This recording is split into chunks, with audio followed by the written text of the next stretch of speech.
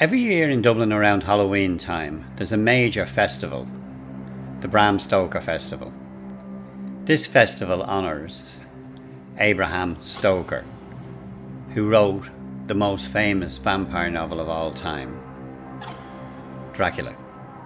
But Stoker was following in the footsteps of an earlier Irish man, Sheridan Le Fanu, who wrote his novel, Camilla Queen of the Damned, earlier than the famous Dracula.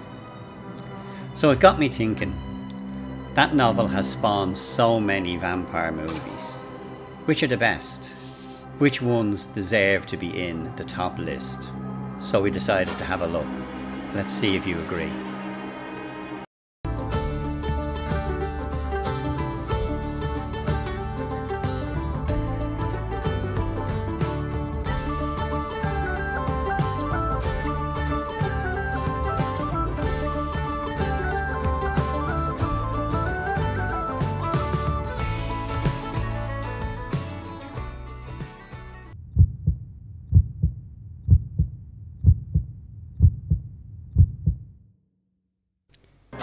At 20 in our list, we have the Twilight Saga. Now, before you reach for the back button, here is out. It was, as Miriam Margolyes said about Mamma Mia, very popular with people. It's one of those you're damned if you do and damned if you don't. If we include it, there are a certain amount of people going to say, "Are you serious?" And if we don't include it, there are a certain amount of people going to say, "How could you leave Twilight out?" Personally, it's not for me. I'm happy enough for vampires to be able to exist in sunlight. I'm happy enough for vampires to spontaneously combust in sunlight. But twinkling like Tinkerbell, no, I'm sorry. That's too far from my idea of the vampire trope to appeal to me. There are a few franchises in this list. Where there are franchises in the list, we will be dealing with the franchise as a whole, as one entry. Mainly looking at the first one, but looking at the whole series. Looking at this one, I have a few questions. Personally, I couldn't wait to get out of school. I cannot understand why anyone would spend 200 years repeating high school. Personally, that would be enough to make me stake myself. The film starred Kristen Stewart as a new girl in the high school, the usual scenario in most of these, and Robert Pattinson, who'd already set teenage hearts racing with his cameo in the Harry Potter movies, and Tyler Lautner. It's the usual teenage love triangle between Bella, who is the main female character, and Edward Cullen, who is the sultry, moody vampire, and Jacob Black, who is the equally rustic, hard, tough werewolf. As I say, the franchise wouldn't be for me, but then it wasn't, as a 60-odd-year-old man, it wasn't meant for me. It was meant for a young teenage audience, and if it introduced them to the vampire lore, even if it was in a strange way, and got them to watch, how should I say, better vampire movies afterwards, I suppose it served its purpose. So we will allow it in at number 20, even if it does get some groans and sideways glances from the more serious vampire lovers.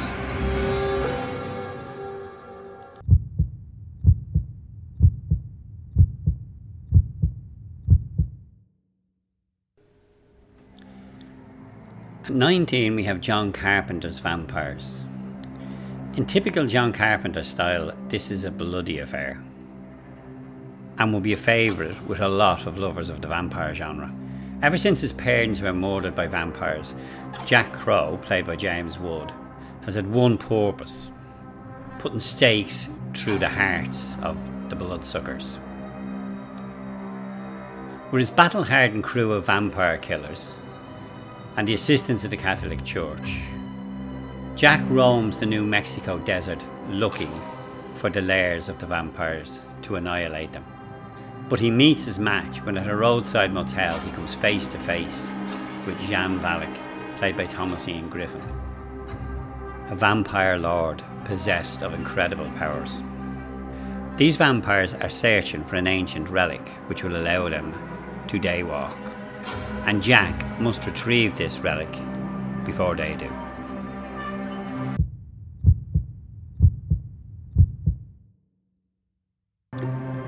'18 brings us to the first movie in this list to feature the ultimate vampire himself, Dracula. I was recently at a lecture over Halloween with a relative of Bram Stoker and asked him what his relative would have thought of all the variations on the vampire theme now, and indeed all the variations on Dracula himself.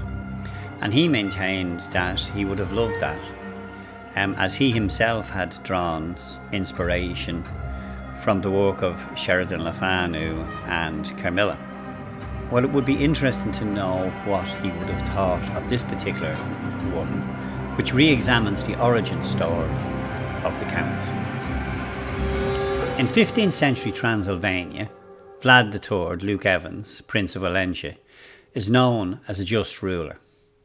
With his beloved wife Marina, Sarah Gordon, Vlad has brokered a prolonged period of peace and ensured that his people are protected, especially from the Ottoman Empire.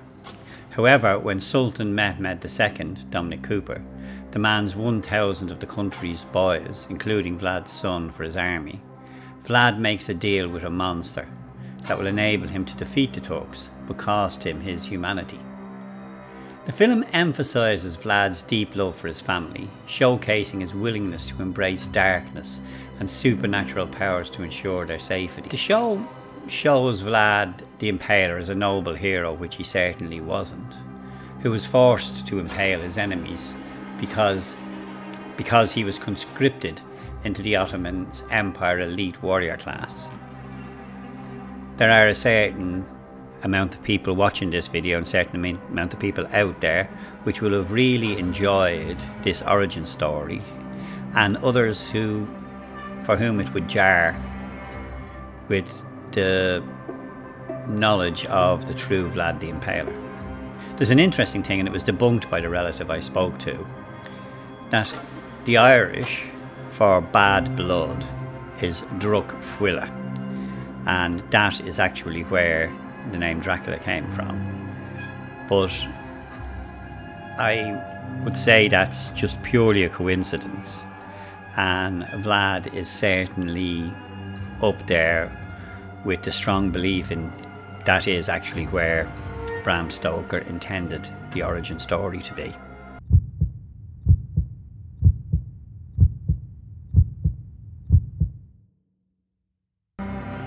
At 17 we meet another of Bram Stoker's characters in a guise that I'm sure Stoker never envisaged, where steampunk meets vampire. Famed monster slayer Gabriel Van Helsing, Hugh Jackman, is dispatched to Transylvania to assist the last of the Valerius bloodline in defeating Count Dracula, Richard Roxburgh. Spoiler here, we will do a video at some stage on the best Draculas, and Richard Roxburgh will definitely feature in it.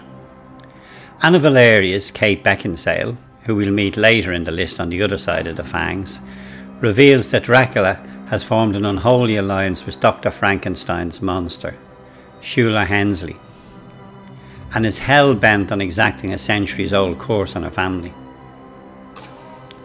Anna and Van Helsing set out to destroy their common enemy, but in the course of this, uncover some unsettling secrets along the way.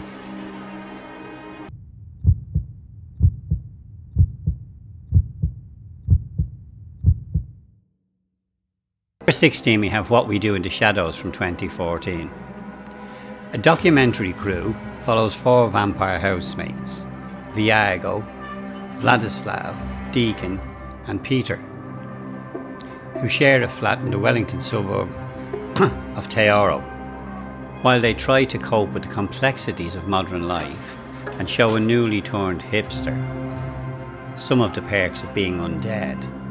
which includes supernatural powers, including levitation and the ability to transform into animals.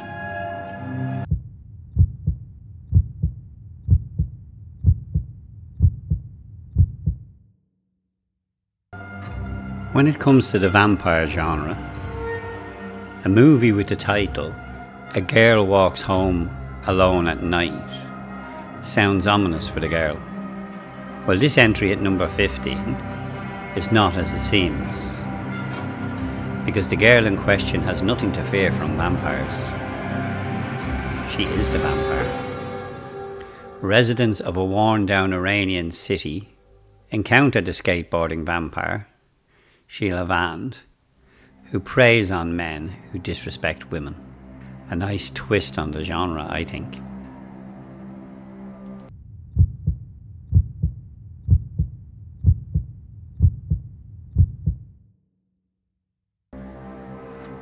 At number 14, we have an entry from 1985, Fright Night.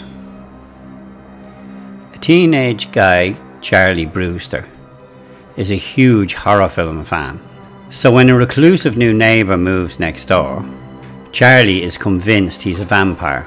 Unsurprisingly, nobody believes him. But after strange events begin to occur, Charlie has no choice but to turn to the only person who could possibly help: washed up television vampire killer Peter Vincent, played by Roddy McDowall.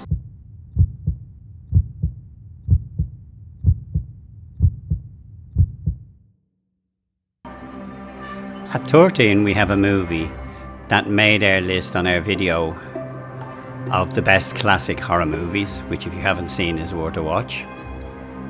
And it's Fearless Vampire Killers.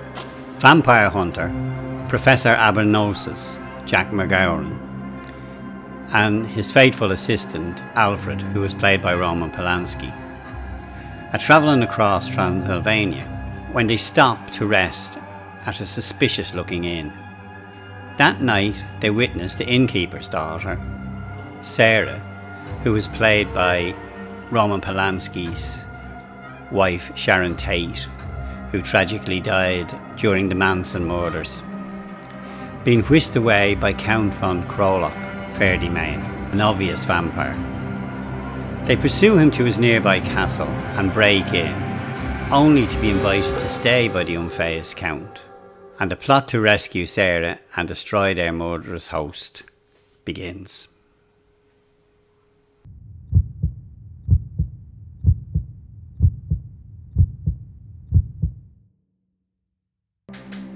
An all-star cast heads our number 12 entry, including Tilda Swinton, Tom Hiddleston, Mia Wasikowska, Anton Yelchin and John Hurt. Set against the romantic desolation of Detroit and Tangier, an underground musician, deeply depressed by the direction of the human activities, reunites with his resilient and enigmatic lover.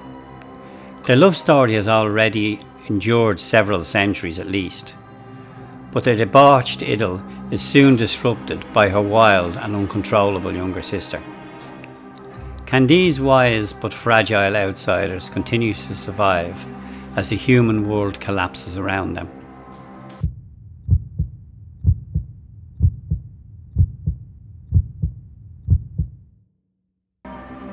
At 11 we have Queen of the Damned. This sequel to Interview with a Vampire follows the legendary vampire Lestat, Stuart Townsend, who has reinvented himself as a rock star in the contemporary American music scene. His music wakes Akasha, played by Elia, the queen of all vampires, and inspires a desire to make Lestat her king. Akasha's malevolent power is so great that all the immortal vampires must stand against her if they want to survive. In the meantime, a young London woman with a fascination for the dark side, Marguerite Moreau, falls in love with Lestat. A sad and interesting footnote is that Elia, who played Akasha, died in a plane crash later that year.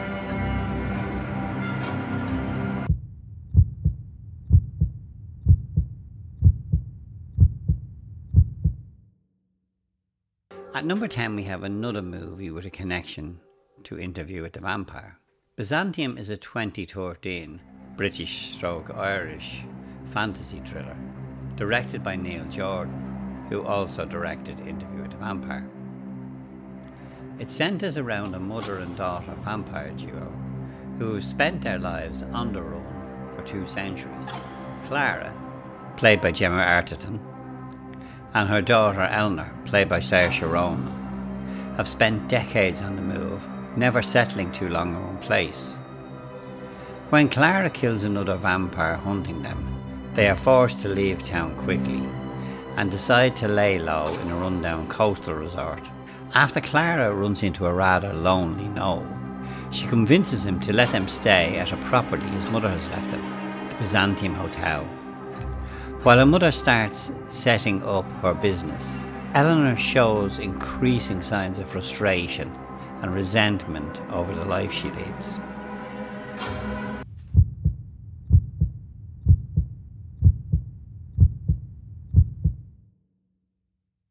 At 10 we have Salem's Lot. Really, to do this Stephen King book justice, it needs to be a 8 to 10 hour miniseries, as it was originally in the 1979 version with David Soul.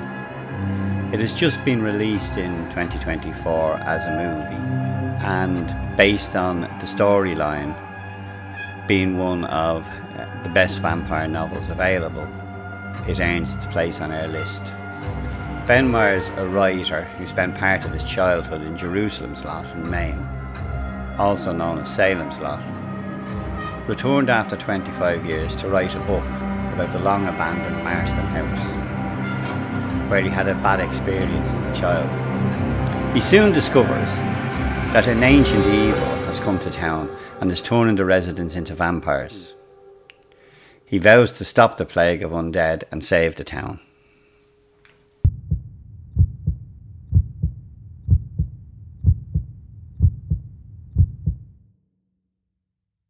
Our pick at number 8 is From Dusk Till Dawn. Now, when Quentin Tarantino gets involved in the vampire genre, you can expect things to get bloody. And in this vampire movie, they do. On the run from a bank robbery that's left several cops dead, Seth Gecko, George Clooney, and his paranoid loose cannon brother, Richard, played by Tarantino himself, hightail it to the Mexican border, kidnapping preacher Jacob Fuller, played by Harvey Keitel, and his kids.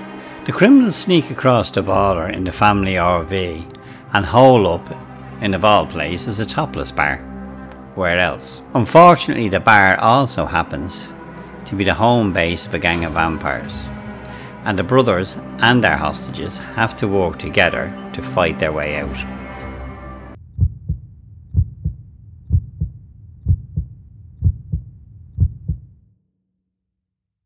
A lot of the heavy hitters of the directing world have dipped their toe into the vampire genre, and our number 7 entry is no different, with Francis Ford Coppola having a go, and that is Bram Stoker's Dracula.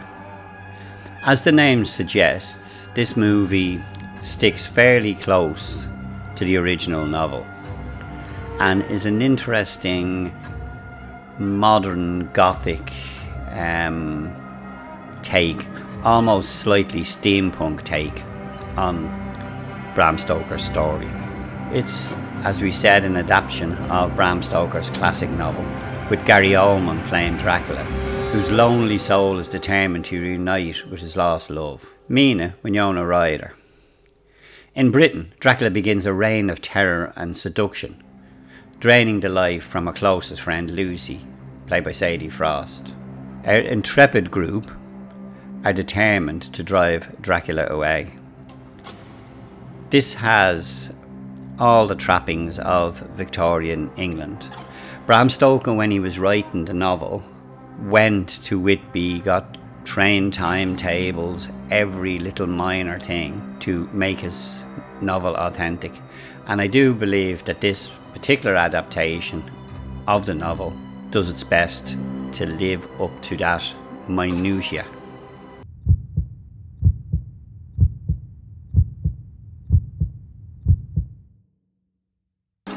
At 6, we have the first of two big franchises of recent years that bring the vampire genre into the ultra-modern. We've had some steampunk, and this is almost cyberpunk, with vampires using ultra-modern technology. And that movie is Blade. A half mortal, half immortal is out to avenge his mother's death and rid the world of vampires. The modern day advanced vampires he's going after are in search of a special blood type needed to summon an evil god who plays a key role in their plan to execute the human race. I know there's going to be, whichever I chose in what order, there's going to be some people agree with the order I choose and some people are going to disagree with the order I choose. But I've pinned my colours to the mast and put Blade as number 6.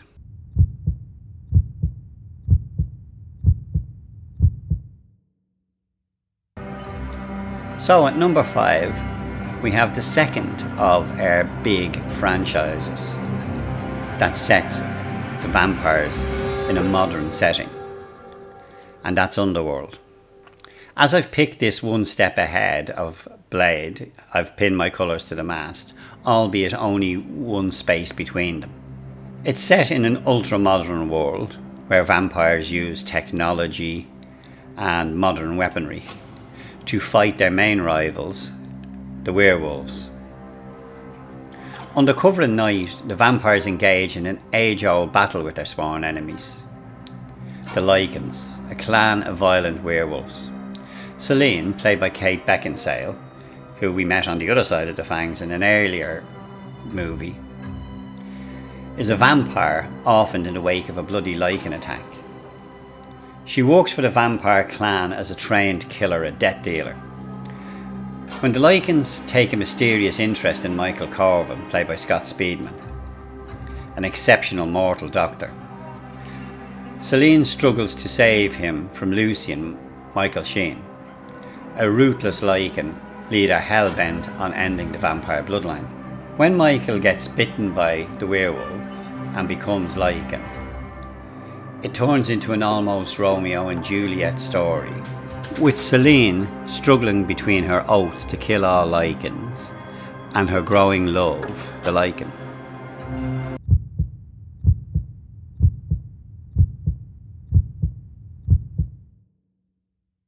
At number 4, we have the 1958 movie Horror of Dracula. Now, as with other franchises we've done, I'm taking this one as the franchise as a whole, just taking this one as representative. It doesn't stick as closely as the Bram Stoker Dracula movie to the original story, but it does introduce Christopher Lee as the quintessential, sensual, sexy vampire, and introduces that element into the vampire genre. So for that reason, if no other, it deserves its place high on the list. On a search for his missing friend, Jonathan Harker, John Van Essen, vampire hunter Dr. Van Helsing, played by Peter Cushing, is led to Count Dracula's, Christopher Lee's castle. Upon arriving, Van Helsing finds the undead Harker in Dracula's crypt and discovers that the Count's next target is Harker's ailing fiancée, Lucy Holmwood, played by Carol Marsh. With the help of her brother Arthur, Michael Gough, Van Helsing struggles to protect Lucy and put an end to Count Dracula's parasitic reign of terror. This is special in the sense that it does set the tone, or rather Christopher Lee does set the tone for a lot of later vampire movies, making the vampire sexy and seductive rather than a monster. A bit like real life. The real monsters out there are harder to spot than you think.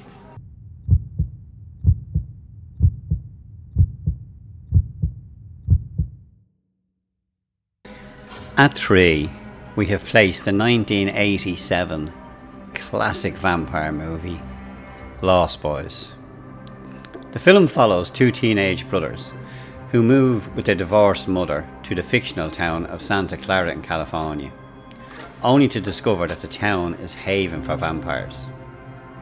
The title is a reference to the Lost Boys in J.M. Barrie's stories about Peter Pan and Neverland, who, like vampires, never grew up. Most of the film was shot in Santa Cruz, California. The soundtrack to this film is amazing, and Kiefer Sutherland is excellent as the head vampire of the Lost Boys.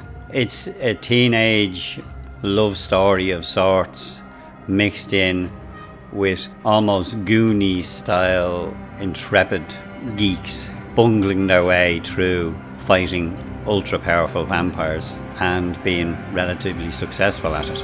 It also has an excellent soundtrack, definitely one for most vampire fans. I think you would find very few vampire fans saying that this was a bad movie, and deserves its slot at number 3.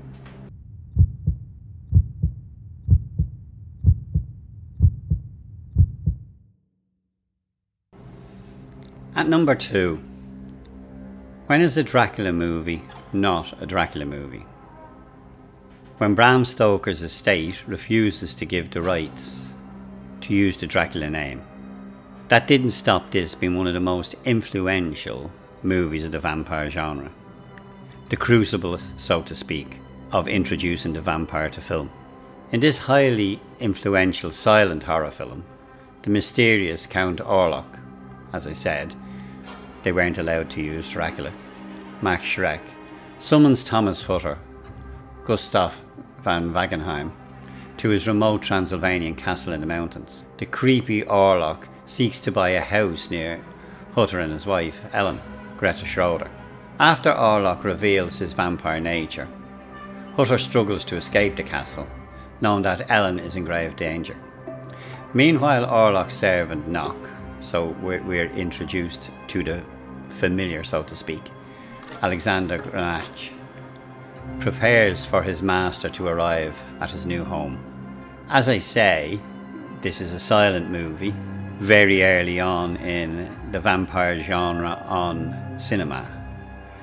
Also, the vampire is grotesque. We haven't yet been introduced to the more suave, sensual vampire of later incarnations. It's so high on the list at number 2 because it is, as we say, the granddaddy of them all.